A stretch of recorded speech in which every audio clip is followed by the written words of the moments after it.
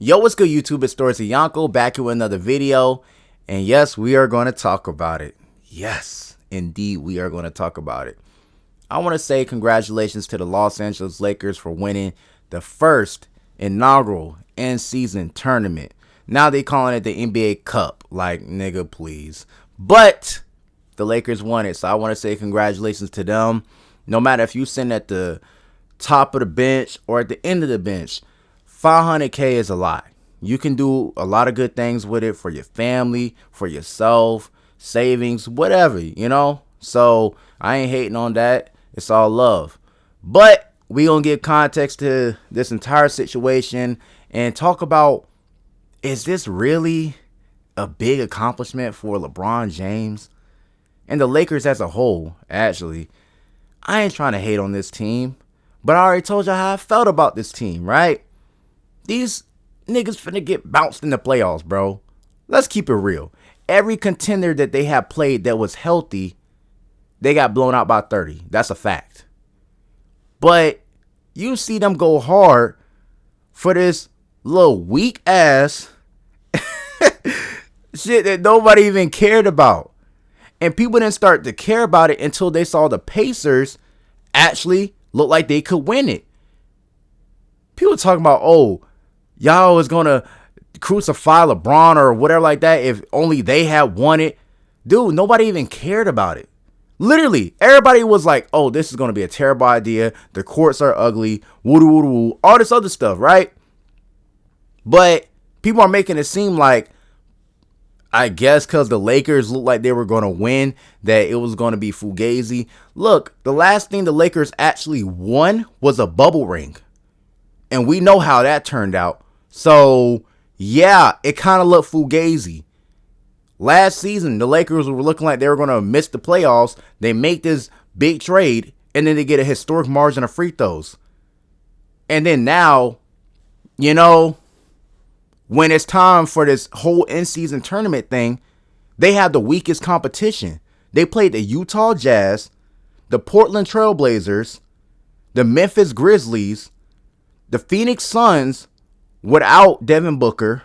They played the Phoenix Suns again with Devin Booker, but no Bradley Beal. They played a fucking Pelican team that didn't even want to be there with a fat-ass Zion, which is not their fault. You got to play whoever's in front of you, also with the Phoenix Suns. But it's like the Utah Jazz, the Memphis Grizzlies, and the Portland Trail Blazers. Those are terrible teams. Those are the three worst teams in the Western Conference. It was set up for the Lakers to win. I'm going to keep it real. It was. But listen, I'm not mad at them for winning. It's just, did y'all need to win? Because honestly, if I was LeBron, the reason why this video is titled, Ain't No Shame in LeBron James' Game. Because if I was LeBron, if everybody looks at my career on some fugazi jive, right? Why would I want to add another questionable accolade to my resume? Why? One of your championships, lockout season. You feel me? And then people talk about the Ray Allen shot. Right? One of your other championships, Cleveland. You got Draymond Green suspended. And then Kyrie Irving bail you out. It is what it is, right? Then you got the bubble ring. But people talking about, oh, everybody had the same amount of time off. You want to know something that discounts the Lakers and LeBron James and Anthony Davis with that championship?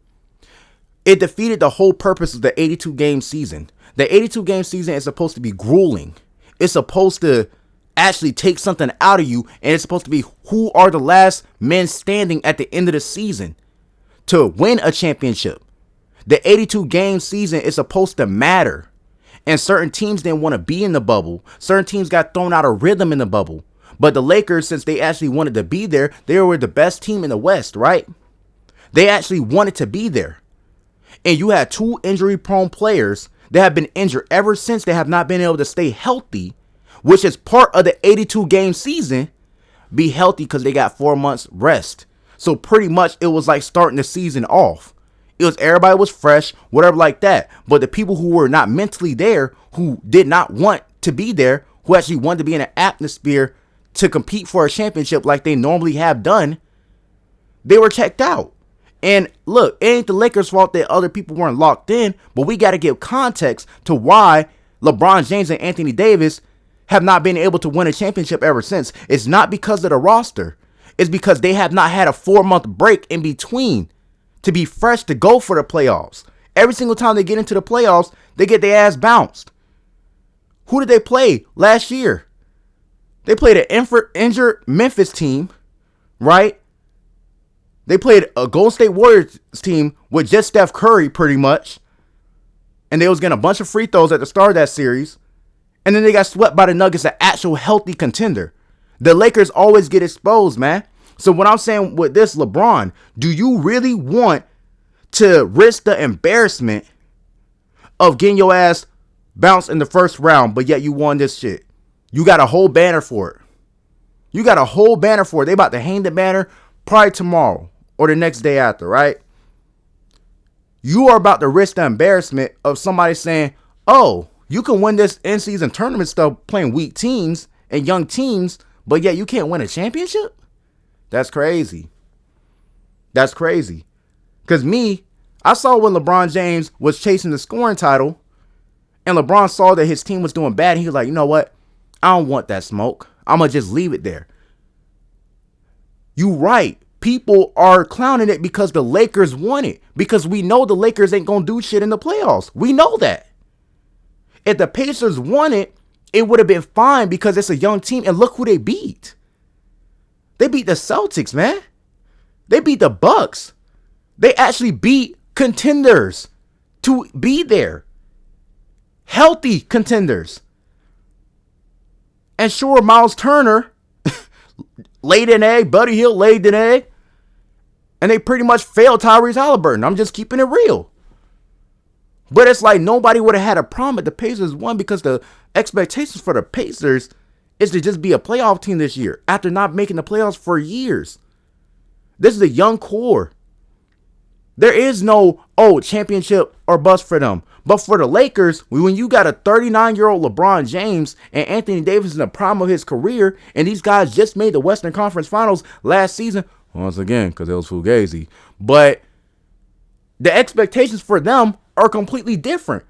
So yeah, you probably should have left that shit on the table. You never should have probably made it this deep into it. I'm not saying, you got to lose or nothing like that. But I'm just saying, me personally, why would I want to put the pressure on me to have to win a championship now? Because there's no more, it's year 21 and it's 39 and all this other stuff. He's 40, 50 years old. There's no more of that. Now y'all got to go out and actually win. Because if y'all don't at least make the finals now, it looked like everything that the Lakers in this whole LeBron James era has been fugazi. Everything has an asterisk on it. The bubble, the end season, it's an asterisk. It's fugazi. And it's like, dude, Laker fans are so desperate to cling on to something. They will take this and they're like, everybody should hang a banner for it. And people are trying to make it seem like this counts as a fifth ring. It doesn't. It doesn't. LeBron James, like I said, knows that this is going to somehow boost his legacy in the eyes of people down the road.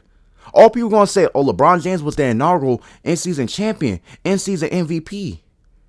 That's all people are going to see. People are not going to have the context of what teams he played. I know a lot of you bronzexuals was on that damn video just dick riding and being upset. But look what has happened. Popping champagne. You feel me? Having a good time, which is okay. But you see how excited he is? He knows what the media is going to do. You got niggas saying that this counts as a fifth. It doesn't. It doesn't even count as half. This shit is 1/4 of a ring. 1/4 of one championship run.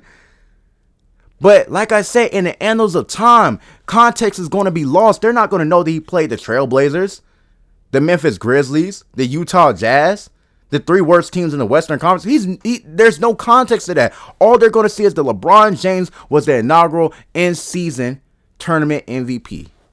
And now they're calling it an NBA Cup. Like, whatever the hell that is. But, listen, bro. The Lakers, now y'all got to win it. LeBron James, now you got to win it. If you don't, you a clown. If you don't, y'all niggas goofy. As far as I'm concerned.